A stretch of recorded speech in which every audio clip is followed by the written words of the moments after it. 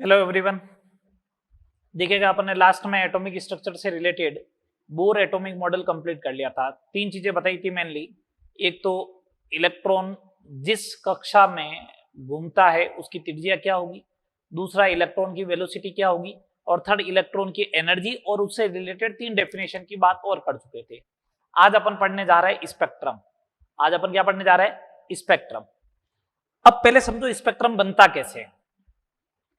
Velocity of light जो होती है, प्रकाश का वेग, वो माध्यम के घनत्व के ऊपर निर्भर करता है। प्रकाश का वेग जो होता है वो किसके ऊपर डिपेंड करता है? माध्यम के घनत्व के ऊपर निर्भर करता है। जब लाइट जो है वो एक मीडियम से, एक माध्यम से दूसरे माध्यम में जाती है तो डेंसिटी का डिफरेंस आया। डेंसिटी का डिफरेंस आएगा तो इसका मतलब क्या होगा? उसकी वेलोसिटी चेंज होगी। वेलोसिटी चेंज होगी तो वो क्या होगा? विचलन होगा।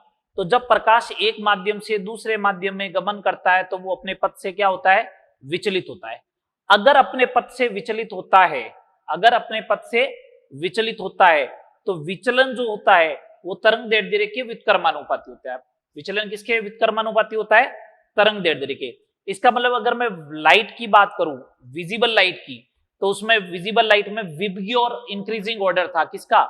वेवलेंथ का। मतलब वॉयलेट कलर की मिनिमम और रेड कलर की मैक्सिमम। तो इसका मतलब रेड कलर की वेवलेंथ मैक्सिमम है, इसका मतलब इसका डेविएशन, डिफ्लेक्शन, विचलन जो आएगा वो क्या आएगा? न्यूनतम आएगा। आ रही बात समझ में? तो ऐसे ऑर्डर भी पूछा जा सकता है कि बताओ विचलन का क्रम क्या आएगा, तो रेड कलर का विचलन न्यूनतम होना चाहिए और उसका जो आएगा वो मैक्सिमम आएगा। किसका? वॉयलेट कलर का, बैंगनी कलर का। अब अगर मैं इस प्रकाश को एक प्रिज्म से पास करवा दूं, ये इस टाइप का एक प्रिज्म है, अगर इससे पास करवा दूं तो पहले यहां पे और इसकी डेंसिटी में क्या हुआ? डिफरेंस हुआ। तो यहां पे डेंसिटी में डिफरेंस हुआ तो अपने पथ से विचलित हुआ, ये इस टाइप से। और अलग अलग जो है, अलग अलग तरंग दैर्ध्य का अलग अलग विचलन होगा, इसलिए अब लाइट स्प्लिट होनी स्टार्ट हो जाएगी। क्या होना स्टार्ट हो जाएगी? स्प्लिट। ये देखो स्प्लिट हो गई, फिर वापस स्प्लिट हुई तो ये बन गया स्पेक्ट्रम। सबसे कम विचलन किसका हुआ? रेड लाइट का। तो ये जो सबसे ऊपर वाली लाइट होगी ना, ये रेड होगी और सबसे नीचे वाली वॉयलेट होगी। इसका पैटर्न को अगर एक फोटोग्राफिक प्लेट पे लिया जाए, इस विचलन के पैटर्न को अगर एक फोटोग्राफिक प्लेट पे लिया जाए तो इसी को अपन क्या बोलते हैं? इसी को अपन क्या बोलते हैं? स्पेक्ट्रम बोलते हैं। इसी को क्या बोलते हैं? स्पेक्ट्रम बोलेंगे। ये लो सब स्पेक्ट्रम हो गया। अब बात करते हैं स्पेक्ट्रम के प्रकार, टाइप्स ऑफ स्पेक्ट्रम। स्पेक्ट्रम जो होता है वो अलग अलग क्लासिफाई कर रखा है। पहला क्लासिफिकेशन है कंटिन्यूअस और डिसकंटिन्यूअस, सतत और असतत।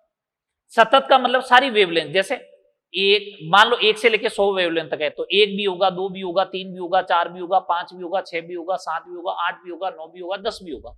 इस टाइप से चलता रहेगा 100 तक। तो ऐसे बोलेंगे सतत स्पेक्ट्रम, जिसमें सभी वेवलेंथ उपस्थित हो। एक ऐसा स्पेक्ट्रम हो सकता है जिसमें एक हो, एक के बाद में 4 हो, फिर 6 हो, फिर 11 हो, फिर 20 हो, फिर 40 हो। इसका मतलब कुछ पर्टिकुलर वेवलेंथ हुई। जब पर्टिकुलर वेवलेंथ होती है तो उसे बोलते हैं असतत। तो सतत में सभी तरंग दैर्ध्य उपस्थित होगी, असतत में कुछ विशेष तरंग दैर्ध्य उपस्थित होगी। जो आप रेनबो देखते हो, इंद्रधनुष, उसके अंदर सारी वेवलेंथ उपस्थित होती है, सारी वेवलेंथ उपस्थित होती है। तो इसका एग्जांपल क्या हो गया? कंटिन्यूअस का रेनबो, इंद्रधनुष। हाइड्रोजन स्पेक्ट्रम पढ़ेंगे तो अभी मैं बताऊंगा इसके अंदर कुछ पर्टिकुलर वेवलेंथ ही उपस्थित होगी, तो इसका एग्जांपल क्या हो गया? Hydrogen spectrum. ठीक है बात।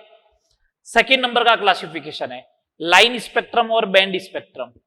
लाइन स्पेक्ट्रम और बैंड स्पेक्ट्रम क्या होता है? लाइन स्पेक्ट्रम और बैंड स्पेक्ट्रम, अगर एक लाइन बनती है, अगर एक लाइन बनती है इस टाइप से, अगर ये एक लाइन ही बन रही है तो इसे अपन बोलेंगे लाइन स्पेक्ट्रम। बैंड का मतलब क्या? इस लाइन के जस्ट पास में एक लाइन और आएगी, सुपर इंपोज कर जाएगी, फिर एक और पास आएगी, तो ये इस टाइप से देखो एक बैंड बन गया। तो line spectrum is a property of atom. परमाणु के स्पेक्ट्रम हमेशा कैसा होता है?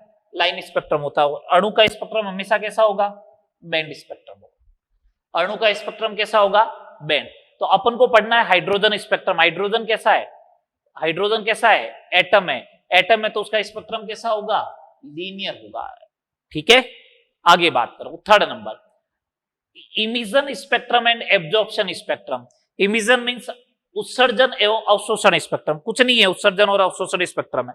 उत्सर्जन स्पेक्ट्रम में क्या करना है? कोई आपने सब्सटेंस लिया, जैसे H2 लिया, उसे गर्म करो, उष्मा दो, उष्मा दोगे तो क्या होगा, पहले उनके बीच H2 के बीच का बॉन्ड ब्रेक होगा और H और H बनेगा, H और H बन गया, फिर हाइड्रोजन को और ऊर्जा मिलेगी तो उसका इलेक्ट्रॉन जो होगा वो एक्साइटेड स्टेट में जाएगा, एक्साइटेड स्टेट से वापस जब इलेक्ट्रॉन ग्राउंड स्टेट में आएगा तो ऊर्जा क्या करेगा, उत्सर्जित करेगा। ये देखो एक्साइटेड स्टेट से वापस जब ग्राउंड स्टेट में आता है तो ऊर्जा उत्सर्जित किया, जैसे प्रकाश मान लिया। इसको मैंने प्रिज्म से पास करवाया और फोटोग्राफिक प्लेट पे देख लिया, इसी को अपन क्या बोलते हैं, उत्सर्जन स्पेक्ट्रम। तो सर इसका मतलब ये होता है क्या उत्सर्जन स्पेक्ट्रम का कि इलेक्ट्रॉन एनर्जी रिलीज करता है तब? नहीं, अवशोषण स्पेक्ट्रम भी उसी को बोलेंगे कि एनर्जी रिलीज करेगा तो जो स्पेक्ट्रम बनता है उसी को अपन क्या बोलते हैं, उत्सर्जन स्पेक्ट्रम। लेकिन इसमें अवशोषण स्पेक्ट्रम और उत्सर्जन स्पेक्ट्रम में डिफरेंस होगा। देखो यहां पे जाके मैंने सोडियम लिख दिया। किसी भी पदार्थ का ये गुणधर्म होता है कि वो जो वेवलेंथ एब्जॉर्ब करेगा ना वो ही वापस रिलीज करेगा। जैसे सोडियम है, अपन बोलते हैं येलो कलर को ये रिलीज करता है, तो येलो कलर एब्जॉर्ब भी करता है, येलो कलर एब्जॉर्ब करता है, तो सोडियम जो है वो येलो कलर एब्जॉर्ब करेगा। तो यहां से सातों कलर आने थे, सातों में से इसने कौन सा एब्जॉर्ब कर लिया, येलो। तो जब प्रिज्म से पास करूंगा तो क्या येलो कलर दिखेगा क्या? येलो कलर तो पहले ही क्या हो गया था, अवशोषित हो गया था। येलो कलर जब अवशोषित हो गया था तो येलो कलर के करस्पॉन्डिंग यहाँ पे कुछ नहीं बनेगा, तो यहाँ पे कैसा दिखेगा, डार्क स्पॉट दिखेगा। ये किसके करस्पॉन्डिंग है, ये येलो लाइट के करस्पॉन्डिंग है। येलो के सापेक्ष जो होगा वो कैसा बनेगा, ब्लैक कलर का स्पॉट बन जाएगा। येलो कलर के सापेक्ष कैसा बन जाएगा, ब्लैक कलर का स्पॉट। तो अवशोषण स्पेक्ट्रम जो होता है उत्सर्जन स्पेक्ट्रम का ही एक टाइप है। अवशोषण स्पेक्ट्रम उत्सर्जन स्पेक्ट्रम का ही एक टाइप है जिसमें कुछ पर्टिकुलर वेवलेंथ का क्या हो जाता है, एब्जॉर्ब हो जाता है, अवशोषण होता है, तो उसके करस्पॉन्डिंग काला धब्बा मिलता है, उसी को अपन क्या बोलते हैं, अवशोषण स्पेक्ट्रम बोलते हैं। बात क्लियर? तो ये स्पेक्ट्रम से रिलेटेड बात होगी। अब अपन जैसे हाइड्रोजन स्पेक्ट्रम पढ़ने वाले हैं तो उसमें एक वेव नंबर का फॉर्मूला आने वाला है, मैं वो पहले डिराइव कर देता हूं। तो formula of wave number, formula of wave number, तरंग संख्या का फॉर्मूला।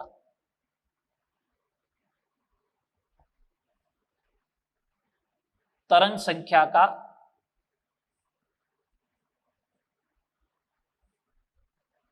सूत्र बोलो, फॉर्मूला बोलो, एक ही बात। अपन ने एक चीज बोली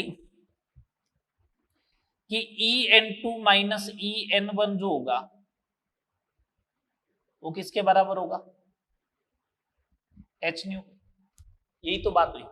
तो एच न्यू बराबर En2 का फॉर्मूला लिख रहा हूं, N2 E का फॉर्मूला होता है माइनस का 2 pi square K square M Z square E raise to the power 4, N2 है तो N2 का स्क्वायर H स्क्वायर माइनस वापस माइनस का 2 pi square K square M Z square E raise to the power 4 N1 का square H square.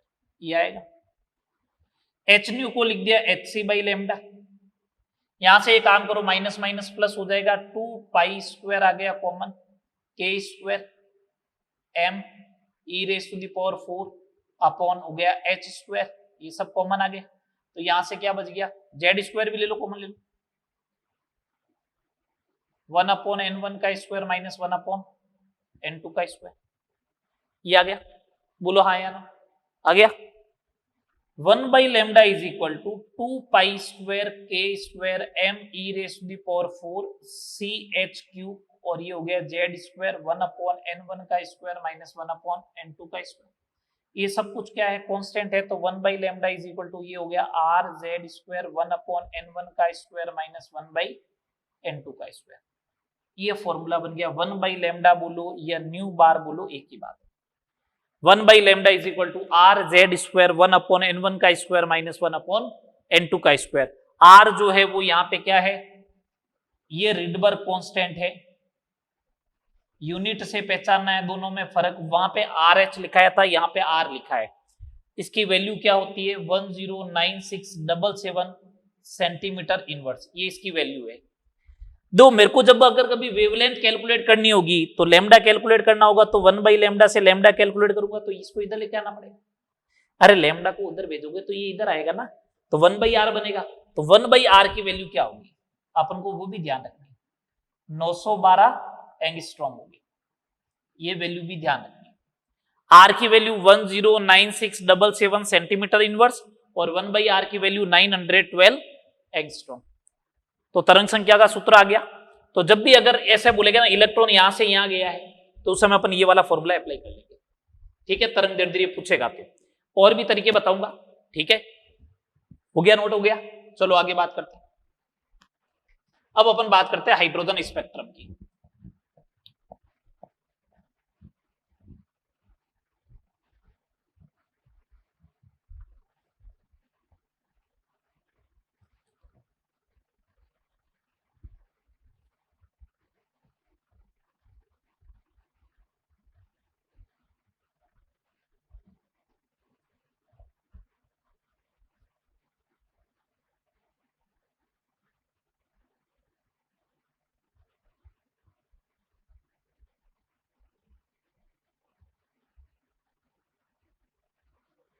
अब अपन बात करते हैं हाइड्रोजन स्पेक्ट्रम की।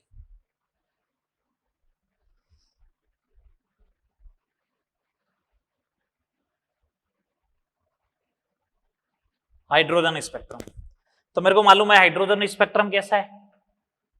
पहला पॉइंट, लाइन स्पेक्ट्रम होगा, रेखीय स्पेक्ट्रम होगा। अच्छा, कंटिन्यूअस है या डिसकंटिन्यूअस है? डिसकंटिन्यूअस स्पेक्ट्रम, रेखीय एवं असतत स्पेक्ट्रम।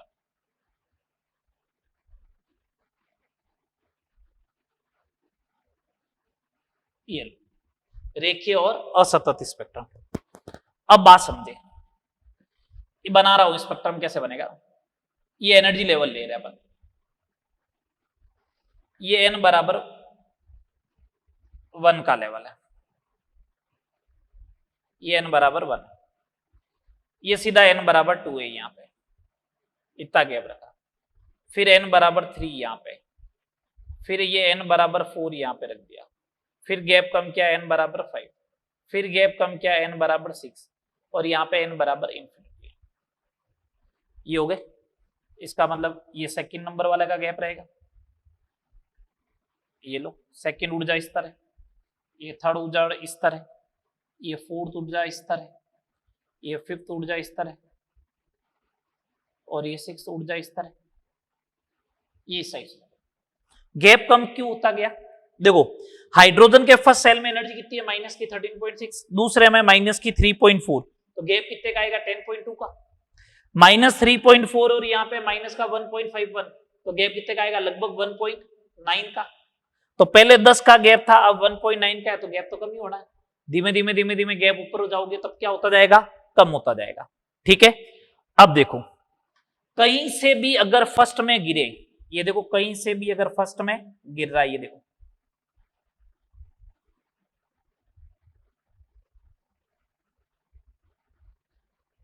कहीं से भी अगर फर्स्ट में गिरे, फर्स्ट एनर्जी लेवल में, तो जो स्पेक्ट्रम प्राप्त होगा उसकी श्रेणी को क्या बोलेंगे? लाइमन श्रेणी। कौन सी सीरीज बोलेंगे? Lyman series.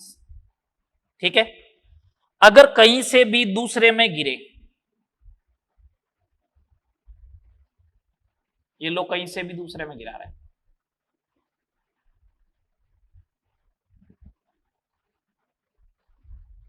तो उसे बोलते हैं बामर श्रेणी, बामर सीरीज। कहीं से भी अगर 3 में गिरे,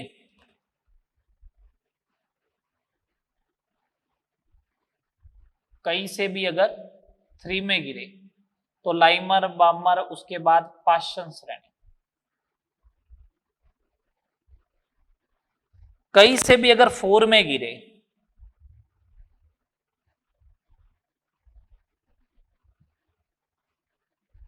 लाइमन, पाशन, लाइमन, बामर, पाशन,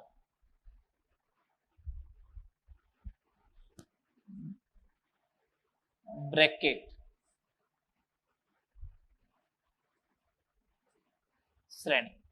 और कहीं से भी अगर 5 में गिर जाए तो इसे बोलते हैं फंड श्रेणी। फंड फुंड इस टाइप से होता है, फंड श्रेणी। तो लाइमन श्रेणी बनेगी, ब्राह्मण श्रेणी बनेगी, पाशन श्रेणी बनेगी, ब्रैकेट श्रेणी बनेगी और फंड सीरीज बनेगी, ये बनने वाला है। तो हाइड्रोजन स्पेक्ट्रम कैसा, लाइन स्पेक्ट्रम, डिसकंटिन्यूअस स्पेक्ट्रम है, ठीक है। अगर कहीं से भी फर्स्ट वाले में गिरता तो लाइमन, दूसरे एनर्जी लेवल में बामर, तीसरे में पाशन, चौथे में ब्रैकेट और पांचवें फंड श्रेणी बनेगी, ठीक है। ये पहली लाइन होती है, ये पहली लाइन है। लास्ट वाली लाइन जो होती है वो ये होती है, अनंत से जब गिरे, अनंत से जब गिरेगा तो वो कौन सी श्रेणी, कौन सी लाइन होगी, लास्ट लाइन होगी। जब अनंत से गिरेगा तो कौन सी लाइन होगी, लास्ट लाइन होगी। तो अनंत से गिर रहा है उसको लास्ट लाइन मानते हैं, उसको अपन ये भी बोलते हैं। पहली लाइन जो होगी हमेशा, फर्स्ट लाइन जो होती है वो तो ये होती है, जिसमें गिरना है, ये लो मान लो n में गिरना है, n में गिरना है, n बराबर एनर्जी लेवल, तो उससे जस्ट ऊपर वाले से गिरे तो उसे तो बोलते हैं फर्स्ट लाइन। लास्ट लाइन जो होती है जिसे अपन सीरीज लिमिट लाइन भी बोलते हैं, उसके बाद सीरीज खत्म हो जाती है, लिमिट हो जाती है सीरीज की, उसे अपन सीरीज लिमिट लाइन भी बोलते हैं। वो कब, जब इंफिनिटी से कहां पे गिरे, एन में, इंफिनिटी से 1 में गिरे। मैं बस दो श्रेणी को एक्सप्लेन कर रहा हूं, लाइमन और बामर, आपको समझ में आ जाएगा। तो पाशन, ब्रैकेट, फंड इसी टाइप से आपको एक्सप्लेन करना है, ठीक है। जैसे मैं लाइमन सीरीज को एक्सप्लेन कर रहा हूं कि इसकी रेंज क्या आएगी, फर्स्ट लाइन क्या होगी। तो लाइमन सीरीज में अगर n1 की वैल्यू की बात करें अगर अपन कि n1 क्या होगा, तो मैंने कहा n1 तो 1 होगा हमेशा, n2 क्या होगा 2 3 4 इस टाइप से चलता रहेगा, इंफिनिटी तक चलता रहेगा, ठीक है बात। अच्छा चलो अब अपन बात करते हैं, ये तो n1 की वैल्यू होगी, n2 की वैल्यू होगी, मेरे को चाहिए फर्स्ट लाइन। तो फर्स्ट लाइन चाहिए तो इसका मतलब n2 बराबर होगा 2, इससे गिरेगा n1 बराबर 1 में, ठीक है। एक बात बताओ, ये वाला ऊर्जा गैप जो होगा 2 से 1 में गिरेगा तो ये कितने का गैप हुआ, 10.2 का, 13.6 से 3.4, 10.2 का। ये वाला गैप बड़ा ऊर्जा का, ये गैप और बड़ा, ये गैप और बड़ा, ये गैप और बड़ा, ये गैप और बढ़ गया। जब अनंत से पहले में गिरता है तो गैप ऊर्जा का क्या होता है, ज्यादा। ये ऊर्जा का गैप क्या है, न्यूनतम है। अगर ये डेल्टा ई मिनिमम है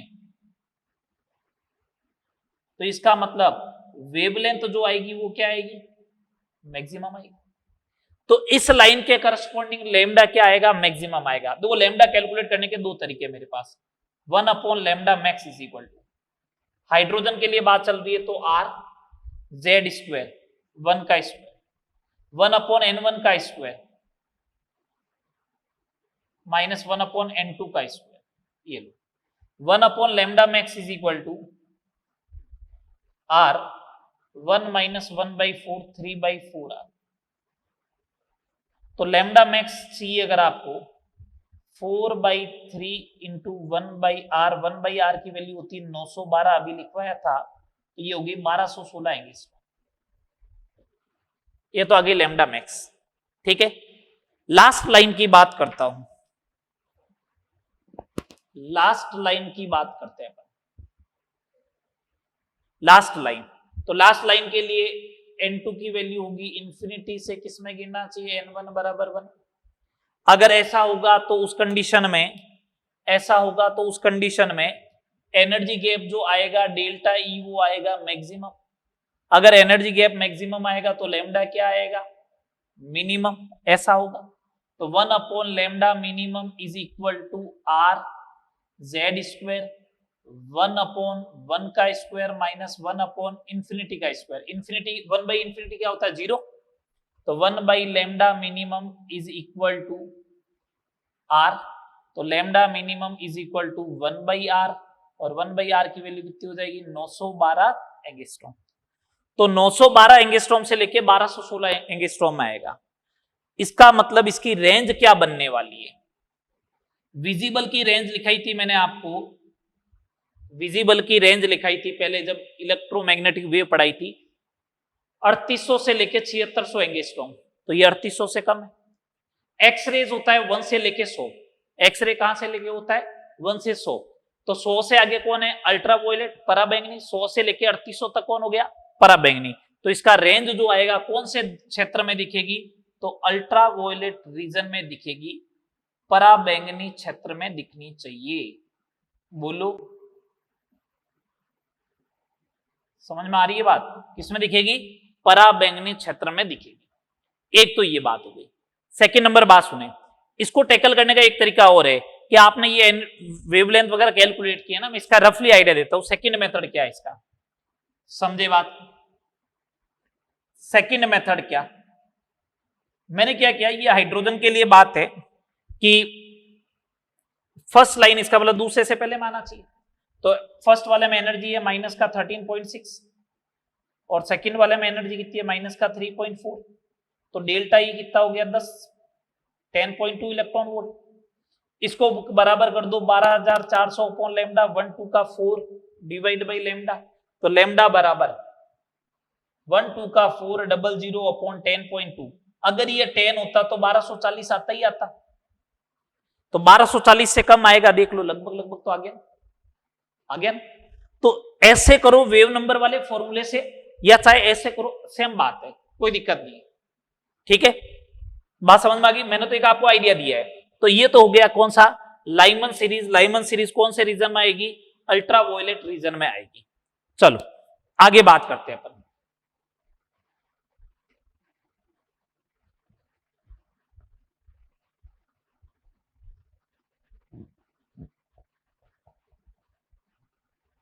कोई जरूरी नहीं है 1 लैम्डा वाले से ही आप लैम्डा कैलकुलेट करो, आप एनर्जी वाले कॉन्सेप्ट से भी कर सकते हो, मैंने अभी बता दिया है ना। अब अपन बात करते हैं लाइमन के बाद में बामर सीरीज।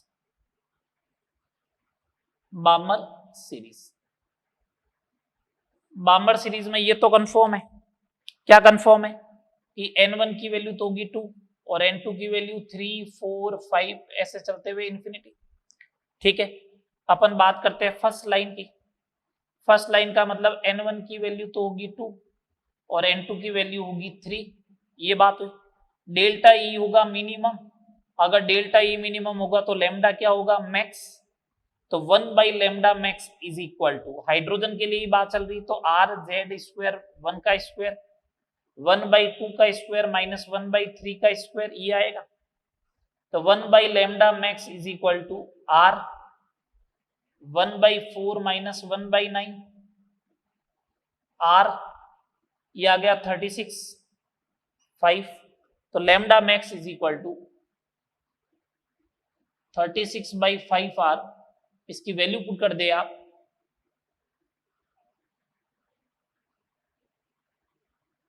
ये आए।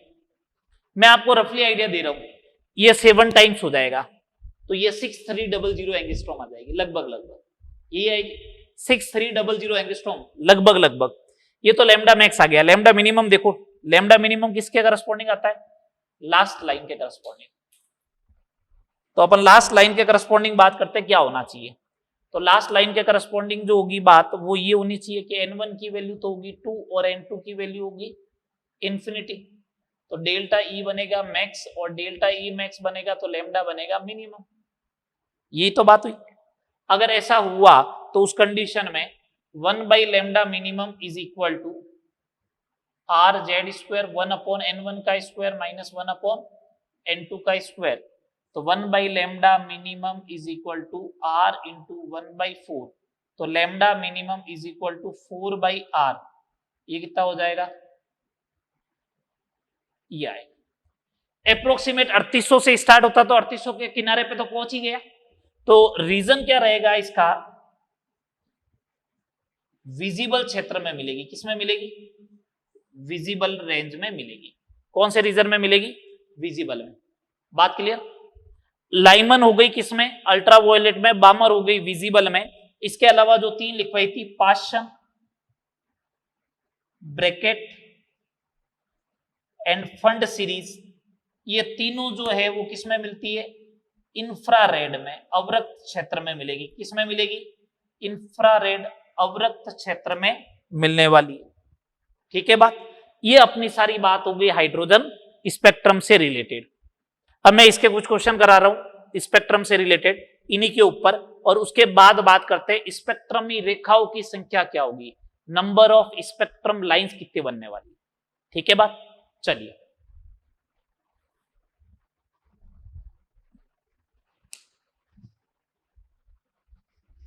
ये डायग्राम तो अभी स्पेक्ट्रम लाइंस में भी काम आने वाला है, इसलिए इसको पढ़ा रहने देते हैं।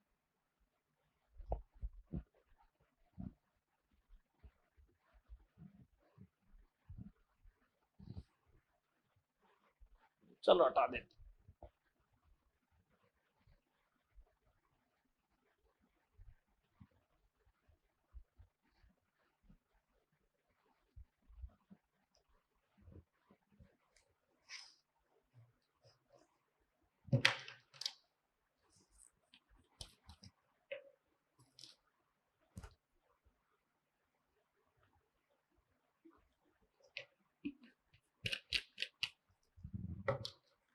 जैसे पहला क्वेश्चन देखिए, आज का अपना पहला क्वेश्चन मेरे को ये बोले He प्लस में, पहला क्वेश्चन चलो हाइड्रोजन का ही रखते हैं। हाइड्रोजन में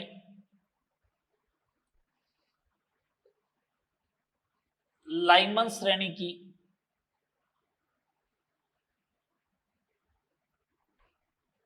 थर्ड लाइन की तरंग दैर्ध्य कितनी होगी, ये पूछा गया। ठीक है, चलो करते हैं इसको सॉल्व। लाइमन है, इसका मतलब n1 की वैल्यू क्या होगी 1, n2 बराबर 1 प्लस कौन सी लाइन पूछी है थर्ड, तो n2 की वैल्यू हो गई 4। ठीक है, 4 से पहले में गिरना चाहिए। हाइड्रोजन है तो 1 by lambda is equal to R Z one का स्क्वायर, 1 अपॉन n1 का स्क्वायर माइनस 1 अपॉन n2 का square, 1 by lambda is equal to R 1 minus 1 by 16 मतलब 15/16 आर। तो लेमडा इज इक्वल टू हो जाएगा 16/15 इंटू 1 आर, ये 16/15 into 912। तो ये 912 से थोड़ा ज्यादा ही तो आएगा, ये 15 से 60 बार तो जाएगी जाएगा, लगभग अप्रोक्सीमेटली 61 टाइम्स कैंसिल आउट हो जाएगा, 61 टाइम्स कैंसिल आउट हो जाएगा, अप्रोक्सीमेट इतना आ जाएगा। इससे थोड़ा कम है वो आंसर मिलेगा। ये इस टाइप से आपको करना है क्वेश्चन। सेकंड नंबर क्वेश्चन देखो, ये तो हाइड्रोजन के लिए था। Second number question, question number 2, अगर आपसे ऐसा पूछे He प्लस में पाषाण श्रेणी की द्वितीय रेखा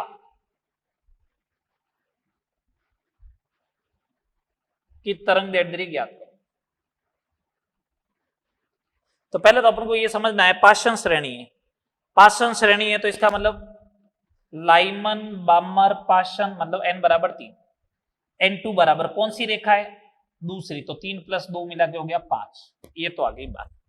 अब बात करते हैं 1 by lambda is equal to 1 by lambda is equal to R, Z है He प्लस तो 2 का स्क्वायर, फिर 1 बाई 3 का स्क्वायर माइनस 1 बाई 5 का square, 1 by lambda is equal to 4 R, 1 by 9 minus 1 by 25, LCM ले लो, 1 by lambda is equal to 4 R, ऊपर बच जाएगा 16 नीचे बच जाएगा 225, तो lambda is equal to 225 upon 64 into R, lambda is equal to 225 upon 64 into 912। ये जो भी आएगा इसको आपको सॉल्व करना है। हो गया second number question. Third number question,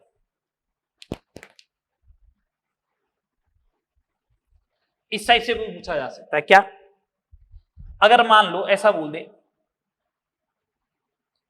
hydrogen परमाणु में लाइमन श्रेणी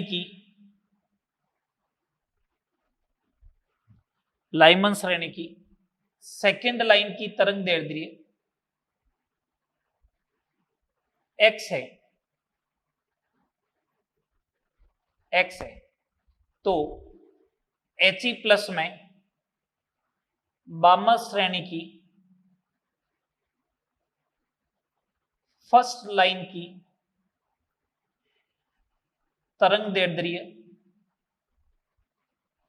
कितनी होगी, ऐसा भी क्वेश्चन पूछा जा सकता है। जब ऐसा क्वेश्चन पूछे तो कैसे करना है इसको, आप तो एक काम करो, वैल्यू पुट करना स्टार्ट करो। 1/λ, 1/λ की जगह क्या लिख दूंगा, x। r हाइड्रोजन है तो z 1 का स्क्वायर। हाँ, कौन सा परमाणु है, कौन सी लाइन है, लाइमन में सेकंड लाइन, लाइमन का मतलब 1 का स्क्वायर माइनस 1/3 का स्क्वायर, उसका कैलकुलेट करो। 1/λ इज इक्वल टू r 2 का स्क्वायर। बामा श्रेणी की फर्स्ट लाइन 2 का स्क्वायर माइनस 1/3 का स्क्वायर, ये दोनों को करो डिवाइड, तो लैम्डा चला जाएगा ऊपर, lambda by X is equal to r से r कैंसिल 1/4, तो इधर वाला रह गया, इधर आएगा 1 माइनस 1/9, इसका मतलब 8/9 रह गया ऊपर। इधर कैलकुलेट करो 1/4 माइनस 1/9, तो 5/36 रह गया इधर। चलो सॉल्व करो, lambda by X is equal to 1/4 into 8/9 और ये 36/5, ये ऐसा बन गया।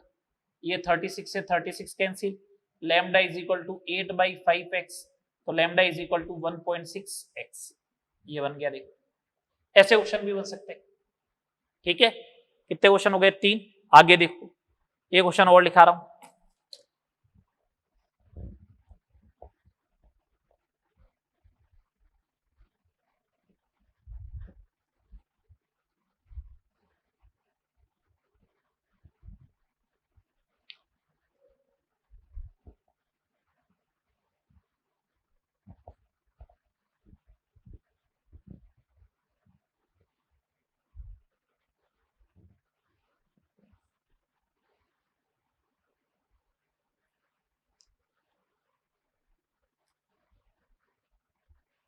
क्वेश्चन नंबर 4, Li+2 के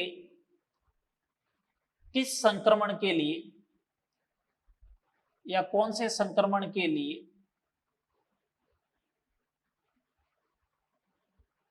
ऊर्जा का मान He+ में n बराबर 4 से n बराबर 2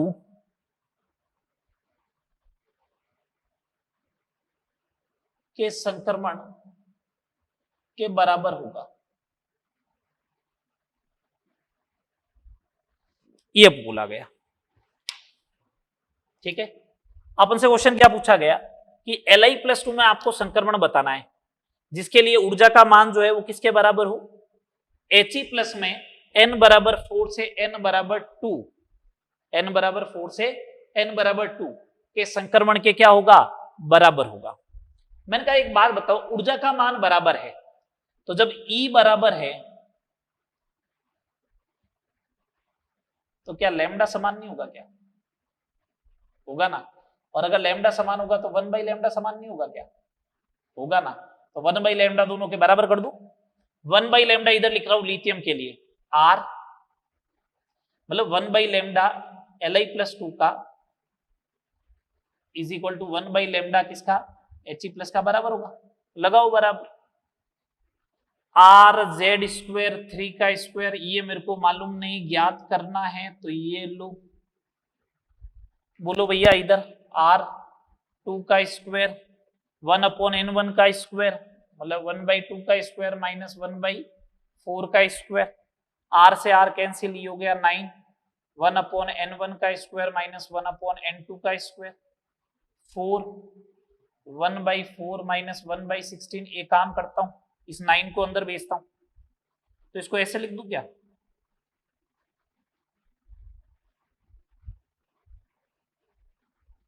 ये 9 9 नहीं आया तो 9 को इसके अपॉन में भेज दिया, इधर मैंने लिख दिया 4 का मल्टीप्लाई कर दिया अंदर। अब यहां आगे मल्टीप्लाई कुछ नहीं है तो इसका मतलब आपस में बराबर होंगे, आपस में बराबर होंगे तो n1 का square by 9 is equal to 1 होगा। फिर तो इसका मतलब n1 का स्क्वायर 9 होगा, तो इसका मतलब n1 बराबर 3 होगा। ये तो बात समझ में आई, बोलो। दूसरा n2 square by 9 is equal to हो गया 4, ये 4 के बराबर है। अगर ये 4 के बराबर है तो इसका मतलब n2 बराबर हो जाएगा 6, तो n2 का स्क्वायर आएगा 36, तो n2 की वैल्यू आ जाएगी 6। इस टाइप का क्वेश्चन हो तो देखो ये हो गया सॉल्व। बात क्लियर? बहुत सिंपल सा क्वेश्चन, आपको वैल्यू पुट करके सॉल्व करते जाना आगे। ठीक है, जैसा कहे वैसा करते जाओ। बात क्लियर? 4 क्वेश्चन करवा दिया मैंने स्पेक्ट्रम से रिलेटेड, कर लोगे इस टाइप का क्वेश्चन? बोलो, चले आगे। अब आगे बात करते हैं स्पेक्ट्रम की रेखाओं की संख्या, number of spectrum line. Number of spectrum lines, स्पेक्ट्रमी रेखाओं की संख्या।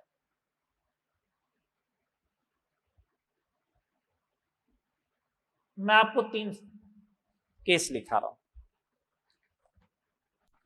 ठीक है? केस फर्स्ट, फॉर्मूले ध्यान में रखना है आपको बस। केस फर्स्ट, और जब उल्टे सीधे क्वेश्चन बनेगा ना, जब उल्टे सीधे क्वेश्चन बनेंगे उस समय तो मैं डायग्राम बना के बताऊंगा। नॉर्मल वे में चल रहा है तो चलने दो। केस फर्स्ट, एन से ग्राउंड स्टेट में आ रहा है। कहां से आ रहा है? एन से ग्राउंड स्टेट। ग्राउंड स्टेट के लिए एन की वैल्यू क्या होती है? 1। इलेक्ट्रॉन कहां से आ रहा है? एन से ग्राउंड स्टेट में आ रहा है। तो उस कंडीशन में स्पेक्ट्रमी रेखा की संख्या जो आएगी, स्पेक्ट्रम लाइंस जो आएगी, वो आएगी n into n minus 1 divide by n into n minus 1 divide by, याद है? Second number case, case second, जब इलेक्ट्रॉन n2 से n1 में आ रहा, ग्राउंड स्टेट कोई जरूरी नहीं है, n2 से n1 में आ रहा हो, तो स्पेक्ट्रम लाइन क्या आएगी? तो स्पेक्ट्रम लाइन क्या आएगी? n2 minus n1, n2 minus n1 plus 1 divide by 2, ये स्पेक्ट्रम लाइन हो जाएगी। इन दोनों केस में ध्यान रखना, ऐसा लिखा हुआ आएगा, एक हाइड्रोजन सैंपल है। हाइड्रोजन सैंपल का मतलब क्या? उसके अंदर हाइड्रोजन जैसे खूब एटम होंगे।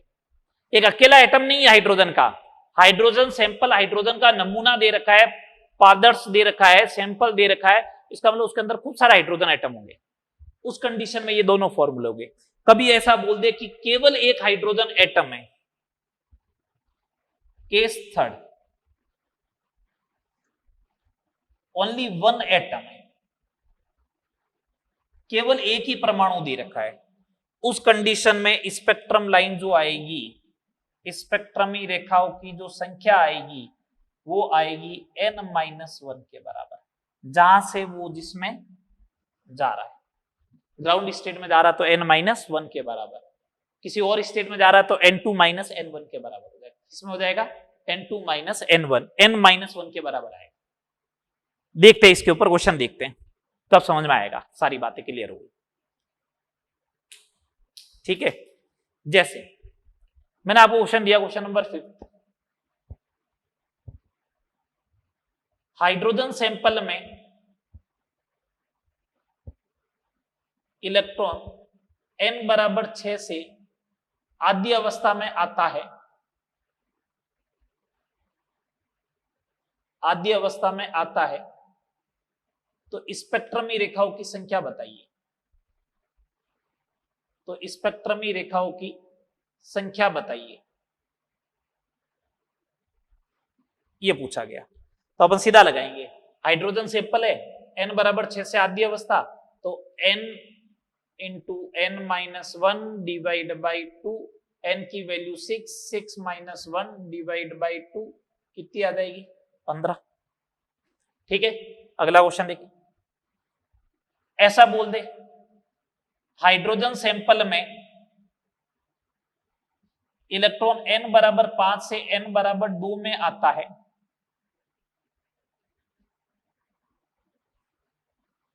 तो स्पेक्ट्रमी रेखाओं की संख्या क्या होगी? ग्राउंड स्टेट तो दिया नहीं इस बार, तो नहीं दिया तो कोई बात नहीं। स्पेक्ट्रमी रेखाओं की संख्या का फॉर्मूला अपने पास है n2 minus n1 into n2 minus n1 plus 1 divide by 2, तो 5 minus 2, 5 minus 2 plus 1 divide by 2, तो 3 इंटू 4 डिवाइड बाई 2 कितना आ जाएगा 6। ठीक है, अगला क्वेश्चन देखिए। अपन को सिंपल सा ये पूछ लिया, हाइड्रोजन के एक परमाणु में, हाइड्रोजन के एक परमाणु में, हाइड्रोजन के एक परमाणु में इलेक्ट्रॉन n बराबर 4 से आद्य अवस्था में आता है,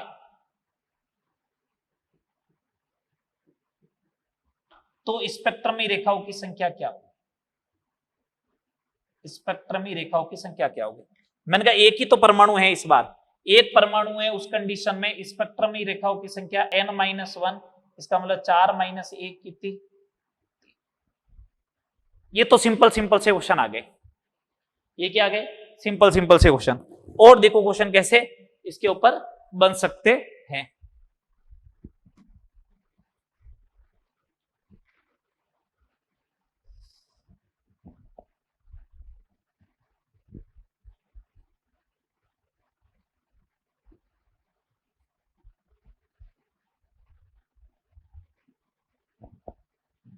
दो क्वेश्चन और करवा रहा हूं।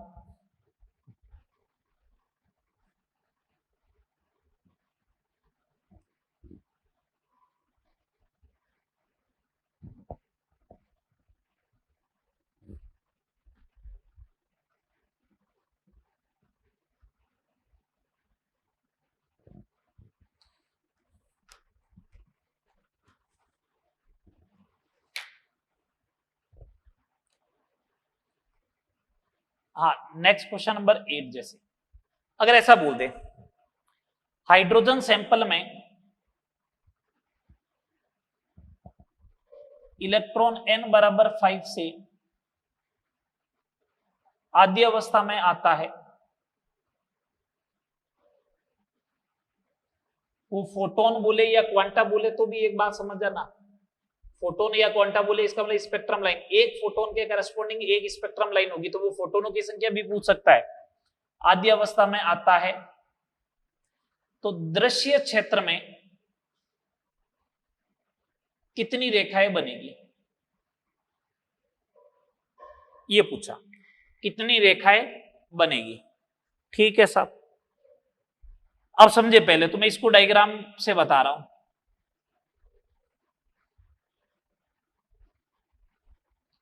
ये n बराबर 1, ये 2, ये 3, ये 4 और ये 5। मेरे को तो एक बात बताओ, 5 से 1 में आएगा तो स्पेक्ट्रम लाइन कितनी बनेगी? 5 × 4 डिवाइड बाई 2 कितनी बनेगी? 10 बनेगी ना। 10 कौन कौन सी? देखो हमेशा ध्यान रखना कैसे बनानी है। 5 से सबसे पहले 1 में भेज दो, 5 से 2 में भेज दो, 5 से 3 में भेज दो, 5 से 4 में भेज दो, तो 5 वाले सारे केस खत्म। फिर भेजो 4 से 1 में, ये लो, फिर 4 से 2 में, फिर 4 से 3 में, ये लो, फिर 3 से भेजो, 3 से 1 में, 3 से 2 में, फिर 2 से 1 में। बस हो गए देखो सारे केस, 1 2 3 4, फिर 5 6 7 8 9 और 10। मेरे को बोला कि बताइए दृश्य क्षेत्र में, दृश्य क्षेत्र का मतलब ये हुआ कि जब n बराबर 2 आएगा, n बराबर 2 में गिरेगा तभी होगा। n बराबर 2 में देखो कितना, 1, ये रही, 2 और 3, कितनी स्पेक्ट्रम लाइन बनी? 3 स्पेक्ट्रम लाइन बनी। कितनी स्पेक्ट्रम लाइन बनी? 3 स्पेक्ट्रम लाइन बनी। ठीक है, आप इसको ऐसे भी कर सकते हो, दृश्य क्षेत्र में गिरना है तो n बराबर 2 में गिरना है, तो 5 से 2 में गिरे, 4 से 2 में गिरे और 3 से 2 में गिरे। डायरेक्ट ऐसे 5 से 2 में गिरे, 4 से 2 में गिरे, 3 से 2 में गिरे, तो 3 ही लाइन बनेगी। अब मेरे को बोले बताओ कि अल्ट्रा वायलेट में कितनी बनेगी, इसका मतलब पहले में गिरनी चाहिए, तो 5 से 1 में गिरे, 4 से 1 में गिरे, 3 से 1 में गिरे, 2 से 1 में गिरे, कितनी लाइनें बनेगी? 4। ये देख लो 4 बनी, 1 2 3 4। समझ में आ गई बात? बोलो। तो जितनी अल्ट्रा वायलेट में बनेगी उससे एक कम किस में बन रही है? दृश्य में। उससे एक कम किस में बनेगी? आगे वाली लाइन में। आगे वाली लाइन कौन सी? लाइमन बामर पाशन में एक कम बनेगी। लाइमन में जितनी बनती है उससे कम बामर में एक, बामर में जितनी बनती है उससे कम एक पाशन में, पाशन से एक कम ब्रैकेट में, ब्रैकेट से एक कम फंड में बनती है। आई बात समझ में? तो लाइमन में 5 बनेगी, अगर लाइमन में 4 बन रही है तो बामर में 3, पार्शन में 2, ब्रैकेट में 1, फंड में 0। समझ में आ गई बात? चलो आगे एक लास्ट क्वेश्चन देखो, चलो यहां तक करो, ठीक है। अब आगे बात करते हैं अपन, ये स्पेक्ट्रम वगैरह सबकी बात हो गई। अब मैं ड्वेल नेचर ऑफ मैटर पे आ रहा हूं, द्रव्य की द्वैत प्रकृति, जिसको एक्सप्लेन डी ब्रोगली ने किया था। हाँ, उससे पहले मैं बात करना चाह रहा हूं कि बोर एटॉमिक मॉडल के ड्रॉबैक क्या थे। पहला, बोर एटॉमिक मॉडल जो है वो only for single electron species के लिए लगेगा। कितने इलेक्ट्रॉन के लिए लगेगा? एक इलेक्ट्रॉन के लिए। अगर सिंगल इलेक्ट्रॉन स्पीसीज के लिए लगेगा, इसका मतलब He+ के लिए एप्लीकेबल है, हाइड्रोजन के लिए एप्लीकेबल है, Li+2 के लिए एप्लीकेबल है, Be+3 के लिए एप्लीकेबल है, ऐसा है। अगर मैं Ne+ बोलूं तो एप्लीकेबल होगा क्या? नहीं। ये क्वेश्चन इस साल जेई ये नीट के अंदर क्वेश्चन आया था 2020 में, फिजिक्स में पूछा गया था कि बोर एटॉमिक मॉडल किसके लिए एप्लीकेबल नहीं है, तो उसने बोला था Ne+, नहीं है पॉसिबल। आई बात समझ में? सेकंड नंबर, ये हाइड्रोजन स्पेक्ट्रम को जब अपन इलेक्ट्रिक फील्ड और मैग्नेटिक फील्ड में रखते हैं, किसमें रखते हैं? इलेक्ट्रिक फील्ड और मैग्नेटिक फील्ड। हाइड्रोजन स्पेक्ट्रम को जब अपन electric field, strong electric field और मैग्नेटिक फील्ड में अगर देखते हैं, तो एक स्पेक्ट्रमी रेखा जो होती है वो सूक्ष्म रेखाओं में विभक्त होने लगती है, मतलब लाइनों की क्या होती है? स्प्लिटिंग होने लगती है। एक रेखा जो होगी वो 2 लाइन में बढ़ जाएगी, इस टाइप से बढ़ती जाएगी। इस स्प्लिटिंग को अपन क्या बोलते हैं? अगर मैग्नेटिक फील्ड में स्प्लिटिंग होती है तो इसे बोलते हैं जीमान इफेक्ट। जीमन नहीं है, जीमान। और यहां होता है तो उसको बोलते हैं स्टार्क इफेक्ट। इलेक्ट्रिक फील्ड में बोलते हैं स्टार्क इफेक्ट और मैग्नेटिक फील्ड में बोलते हैं जीमान इफेक्ट। बात क्लियर सारी? ओके, चलो अब अपन बात करते हैं ड्वेल नेचर ऑफ मैटर के बारे में। ड्वेल नेचर ऑफ मैटर के बारे में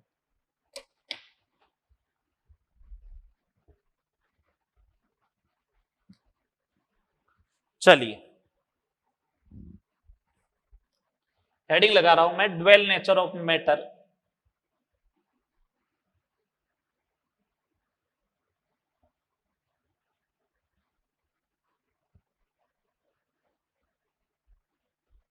द्रव्य की द्वैत प्रकृति।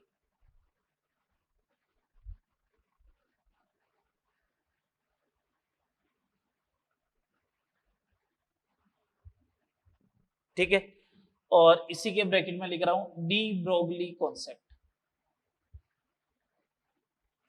डी ब्रोगली कॉन्सेप्ट, ठीक है। बात क्या बात करने वाला है? De Broglie concept.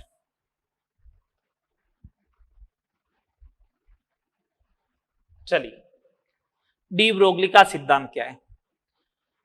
जैसे मैंने आपको पहले लिखाया था इलेक्ट्रोमैग्नेटिक वेव स्टार्ट करने से पहले कि प्रकाश जो होता है वो द्वैत प्रकृति प्रदर्शित करता है। कौन कौन सी?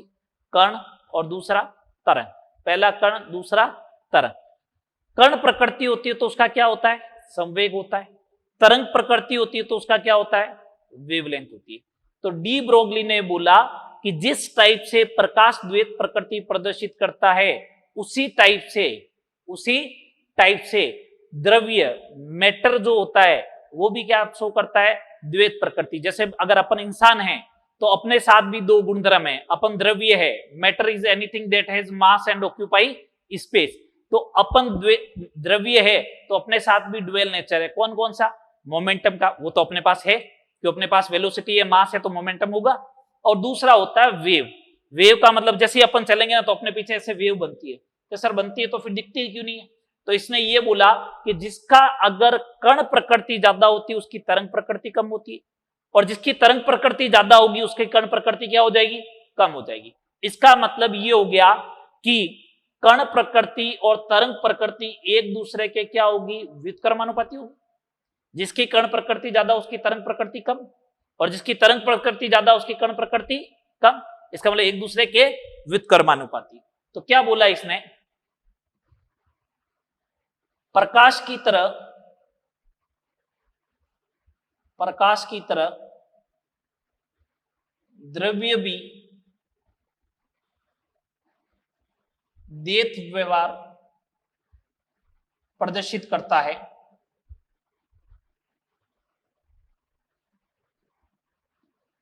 प्रकाश की तरह द्रव्य भी द्वैत व्यवहार प्रदर्शित करता है, कण एंड तरंग।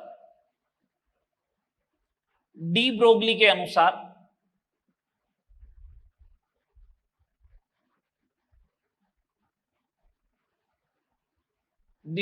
अनुसार द्रव्य के साथ जो तरंग होगी उसे बोलेंगे द्रव्य तरंग। द्रव्य तरंगों की तरंग दैर्ध्य उसके संवेग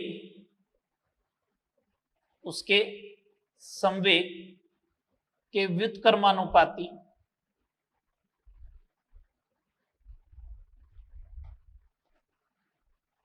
होता है। लैम्डा जो होगा वो इनवर्सली प्रोपोर्शनल टू होगा उसके संवेग के। तो lambda is equal to H upon P. H क्या प्लांक कांस्टेंट, पी क्या संवेग, लैम्डा क्या डी ब्रोगली तरंग दैर्ध्य। डी ब्रोगली तरंग दैर्ध्य, एच प्लांक नियतांक, वैल्यू मालूम ही है ना। अगला क्या, पी क्या संवेग। अब देखना, मैं एक फॉर्मूला लिखने वाला हूं, समझे बात को। लैम्डा इज इक्वल टू होता है H by P is equal, physics में पढ़ते हो मोमेंटम जो होता है वो √2 के बराबर होता है, क्या नहीं होता है, करके बताओ सॉल्व इधर। P बराबर होता है mv, होता है, ठीक है। मैंने P स्क्वायर किया तो m स्क्वायर v स्क्वायर बन गया। P square is equal to, इधर मैंने हाफ का मल्टीप्लाई किया तो इधर हाफ mv स्क्वायर तो बन गया, इंटू m और बन गया, ठीक है। तो ये काइनेटिक एनर्जी बन गई, तो P स्क्वायर बराबर 2m और ये बन गया E, तो P की जगह आ जाएगा √2m, ये लिखा मैं, ठीक है। ये एनर्जी हो गई। अब एनर्जी को मालूम है अगर वोल्टेज में कन्वर्ट करना है तो चार्ज का मल्टीप्लाई कर दो Q इंटू V, ये E हो जाएगी उसकी गतिज ऊर्जा काइनेटिक एनर्जी, ये V हो जाएगा विभवांतर जिससे उसको क्या किया गया है, त्वरित किया गया। बस ये आपको फॉर्मूला पुट कर दें, जैसा दे रखा है उसी के अकॉर्डिंग अपन क्या करते जाएंगे, फॉर्मूले पुट करते जाएंगे। बोलो ठीक है बात, क्या नहीं, तो ठीक है ना। 8 क्वेश्चन करवा दिए थे, अब आगे देखिए इसके क्वेश्चन नंबर 9 से करवा रहे हैं इनमें।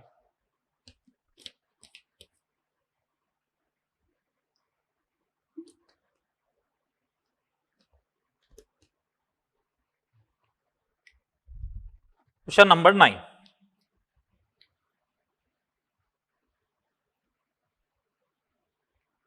Lambda of de Broglie be electron proton and alpha particle, electron proton और एल्फा पार्टिकल की लैम्डा डीबी का क्रम लिखना है। केस फर्स्ट गतिज ऊर्जा समान हो, और केस सेकंड समान विभवांतर से त्वरित किया जाए। तो पहला तो आया गतिज ऊर्जा क्या होनी चाहिए, सेम, तो इसका मतलब ये वाला फॉर्मूला लगेगा। गतिज ऊर्जा सेम है तो अपन ऐसा बोल सकते हैं क्या, lambda is inversely proportional to √m, या ऐसा बोल दूं क्या, lambda is inversely proportional to m। जिसका m ज्यादा होगा उसकी डी ब्रोगली वेवलेंथ क्या होगी, कम। अब अपन को तो मालूम है ना m सबसे कम किसका होता है, इलेक्ट्रॉन का, तो लैम्डा ऑफ द इलेक्ट्रॉन सबसे ज्यादा, फिर लैम्डा ऑफ द प्रोटॉन और फिर lambda of the alpha particle. तो एल्फा पार्टिकल जो है वो प्रोटॉन से भी 4 गुना भारी है, लिखवाया था ना रदरफोर्ड मॉडल में। तो ये आ गया, सिंपल सा क्वेश्चन है। समान विभवांतर से, तो इसका मतलब ये वाला फॉर्मूला लगेगा। तो lambda is inversely proportional to root Q into V. समान विभवांतर है तो m इंटू क्यू। ठीक है, तो चेक कर लो इलेक्ट्रॉन प्रोटॉन न्यूट्रॉन के लिए, सॉरी अल्फा पार्टिकल के लिए। तो लैम्डा m इंटू क्यू जिसका ज्यादा होगा उसका लैम्डा क्या हो जाएगा, कम। मैं चेक करता हूं, इलेक्ट्रॉन का m 1/1837 m into Q1, proton का m1 QB1, अल्फा पार्टिकल का m4 Q2 और ये 1/1837। तो ऑर्डर क्या है, लैम्डा ऑफ द इलेक्ट्रॉन, फिर लैम्डा ऑफ द प्रोटॉन और फिर lambda of the alpha particle. बोलो हाँ या ना। ठीक है, अगला क्वेश्चन देखिए, question number 10। Lambda of the proton upon lambda of the alpha particle de Broglie की है, ये क्या होगा, इसकी वैल्यू क्या होगी यदि अल्फा कण एवं प्रोटॉन की गतिज ऊर्जाएं समान। अगर गतिज ऊर्जा समान होगी तो गतिज ऊर्जा समान होगी, इसका मतलब ये वाला फॉर्मूला लगना चाहिए। तो इसका मतलब ऐसा होगा, lambda of the proton upon lambda of the alpha particle, mass of the alpha particle upon mass of the proton.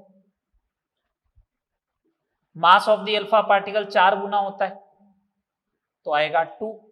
तो lambda of the proton is equal to 2 times lambda of the alpha. बोलो, चले आगे, ये question number 10 हो गया। आगे बात करते हैं।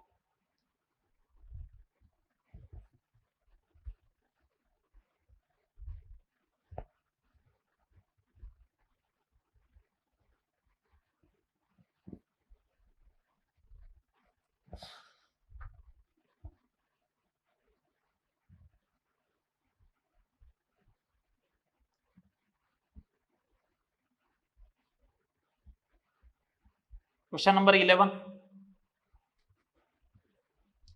क्वेश्चन नंबर 11, क्वेश्चन नंबर 11 क्या दे रखा है कि इलेक्ट्रॉन को 150 वोल्ट से त्वरित किया जाए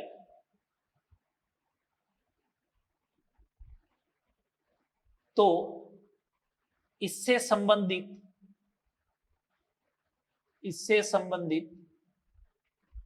डी ब्रोगली तरंग दैर्ध्य कितनी होगी।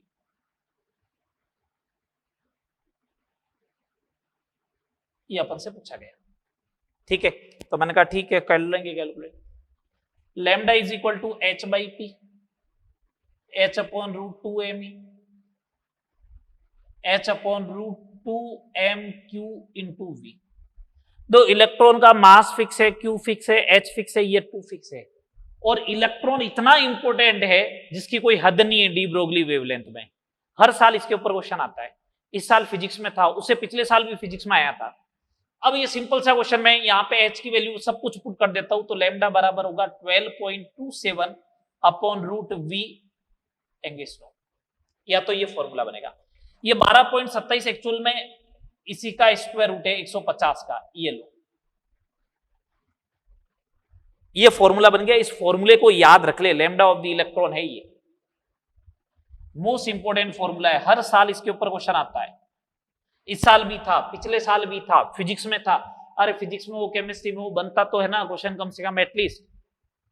ये देखो, अब मेरे को बोला 150 वोल्ट ही है, लो लगा दो, 150 वोल्ट है तो फिर तो 150 वोल्ट का है तो लगा लो, ये आ गया 1 एंगस्ट्रॉम।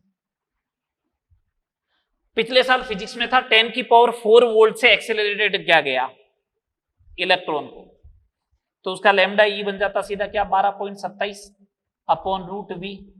10 की पावर 4 का कितना आता बताओ, 100, कितना आता 0.1227 एंगस्ट्रॉम आता है या नहीं आता बताओ, बस बात खत्म। ठीक है, अगला क्वेश्चन और देखो एक,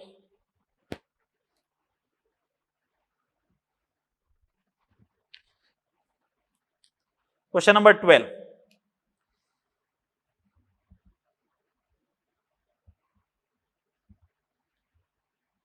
150 ग्राम की बॉल 25 मीटर प्रति सेकंड से गति कर रही है,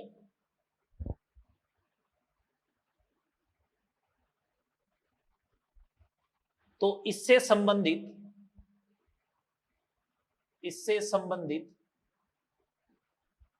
डी ब्रोगली तरंग दैर्ध्य कितनी होगी आपको ये बताना है। तो मैंने कहा ठीक है बता देंगे। लैम्डा इज इक्वल टू, इस बार m दे रखा है तो h अपॉन पी को बोलते हैं m इंटू वी, सब दे दिए जो 6.6 इंटू 10⁻⁻34 m 150 ग्राम है तो किलोग्राम में कन्वर्ट करो ऐसा यूनिट में, 25 मीटर पर सेकेंड ये लो। लैम्डा बराबर 6.6 इंटू 10⁻32, ठीक है। 25 इंटू 15 कितना हो जाएगा 250 और 125 375। Lambda is equal to 660 divide by 375 into 10⁻34 metre. देख लो 150 ग्राम की गेंद थी तो कितनी कम आई, तो इतनी कम दिखेगी ये अपन को, नहीं दिखेगी ना, नहीं दिखेगी ना। इसलिए अपना मास तो 150 ग्राम से बहुत ज्यादा है, और जब अपना मास 150 ग्राम से ज्यादा है तो अपनी तो डी ब्रोगली वेवलेंथ 10⁻⁻34 से भी कम आएगी। तो 10⁻⁻34 से भी कम आने तो वो दिखेगी थोड़ी ना, दिखती तो कब है जब एंगस्ट्रॉम रेंज की हो, मतलब 10⁻10 रेंज की हो। तो इसको सोल्व कर लेना, ये लगभग जो बनेगा वो 1 पॉइंट कितना बन जाएगा, लगभग 1.8 मान लो। सोल्व कर लेना जो भी है ना, कल ऐसा मत करना कि सर ये 1.8 होता ही नहीं, जो भी है मैं तो ये बोल रहा हूँ ये आएगा, ठीक है बात। ये हो गया ड्वेल नेचर ऑफ मैटर। अब अपन नेक्स्ट लेक्चर में बात करेंगे हाइजेनबर्ग का अनसर्टेनिटी प्रिंसिपल, हाइजेनबर्ग का अनिश्चितता का सिद्धांत, उसको बात करने वाले, और उसके बाद अपन स्टार्ट करेंगे क्वांटम नंबर, ठीक है। क्वांटम नंबर हो जाएगा, उसके बाद क्वांटम नंबर से रिलेटेड रूल्स। इनऑर्गेनिक आप पढ़ चुके हो तो मैं इलेक्ट्रॉनिक कॉन्फ़िगरेशन वगैरह की बात नहीं करूंगा, नॉर्मल बात करके, और अपन 2 लेक्चर में अब इस टॉपिक को कंप्लीट करने वाले हैं, ठीक है। Okay, thank you.